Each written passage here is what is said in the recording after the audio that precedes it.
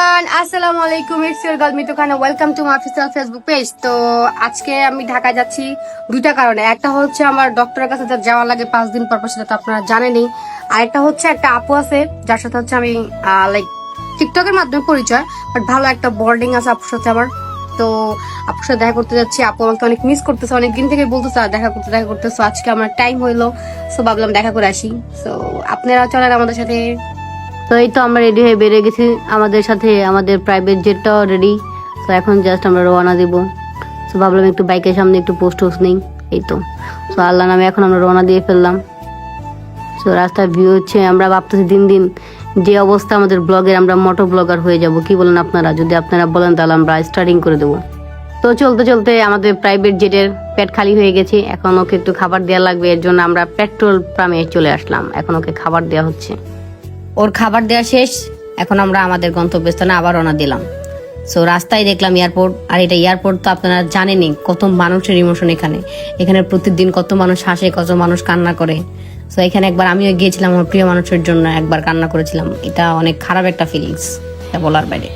তো এই তো চলতে চলতে আমরা হচ্ছে আমাদের গন্তব্যস্থান দেয়াবাড়িতে চলে আসলাম।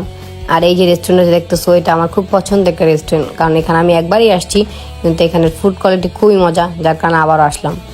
আর এই রেস্টুরেন্টে ঢুকতেই আপনারা প্রথমে এই ফিশগুলো দেখবেন, যে এত সুন্দর সুন্দর ফিশ। আমি একবার আনতে চাইছিলাম, বাট দেয়া নাই তারা, কারণ এখানে অ্যালাও না। সো আপনারা একটু রেস্টুরেন্টে দেখেন, রেস্টুরেন্টের পুরোটা ভিউ হচ্ছে এনজয় করেন, খুবই সুন্দর। তো এই রেস্টুরেন্টে কে বা কারা কারা আসছো অবশ্যই বলবা, কারণ না এসে থাকলে একবার ভিজিট করবে। রেস্টুরেন্টটা খুবই ভালো। আর ভাইটা কোনো স্পন্সর ভিডিও ছিল না, এটা জাস্ট আমার ভালো লাগছে যে প্লেসটা, এর জন্য তোমাদের সাজেস্ট করছি। যারা যারা দিয়াবাড়িতে আসবে অবশ্যই এখানে আসবা। তো এই তো আমরা হচ্ছে এই কুড়ের ঘরে বসেছিলাম। এটা এখানকার ডিজাইনটা খুবই সুন্দর, মানে এটা গ্রামে একটা বা একটা সাজেক্ট ফিল দিবে তোমাদের। তো আপু আর আমি মিলে গল্প করতেছিলাম। তো অনেকের কোশ্চেন থাকতে পারে যে আপুটা কে। সো এই আপুটা হচ্ছে, আমি তার অ্যাকচুয়ালি প্রোডাক্ট প্রমোশন দিই। তার সাথে একটা ভালো বর্নিং, সে আমাকে নিজে ছোট বোনের মতন দেখে। অনেকদিন ধরে বলছে আসো দেখা করে। তো আমি আজকে ফ্রি, এই জন্য ভাবলাম আপুর সাথে দেখা করে আসি। তো এই তো কথা বলতে বলতে আমাদের খাবার চলে আসছে, এখন আমরা খাবো।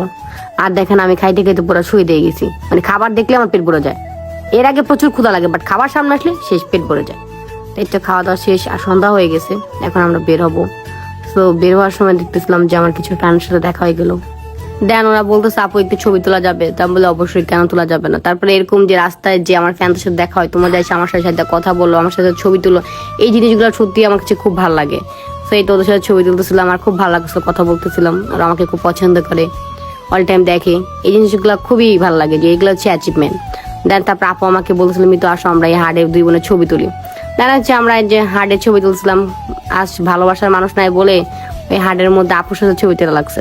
দেখা যাচ্ছে সন্ধ্যা হয়ে গেছে, আমার আবার ডক্টরের কাছে যাওয়া লাগবে। সো আপুর কাছে বিদায় নিয়ে এখন আমরা রওনা দিচ্ছি। আপুর বিহেভিয়ার, উনি হাজবেন্ডের বিহেভিয়ার খুবই ভালো ছিল, আমার খুব ভালো লাগছে। তো এখান থেকে যখনই বেরোই এত পরিমাণে বৃষ্টি নেমে যায় যে ভিজে হচ্ছে আমাদের ডক্টর চেম্বারে যাওয়া লাগে। দেন হচ্ছে ট্রিটমেন্ট করলাম, করার পর হচ্ছে আমরা রওনা দিলাম। আর রাস্তায় বেরোয় দেখি এত পরিমাণে বৃষ্টি হয়েছে, বাপরে বাপুরা, একদম মনে হচ্ছে এখন নৌকা দিয়ে আমাদের বাসায় যাওয়া লাগবে। তো যাই হোক, এট লাস্ট বাসা আসি। আর আজকের ব্লগ এখানে শেষ। আল্লাহ হাফেজ।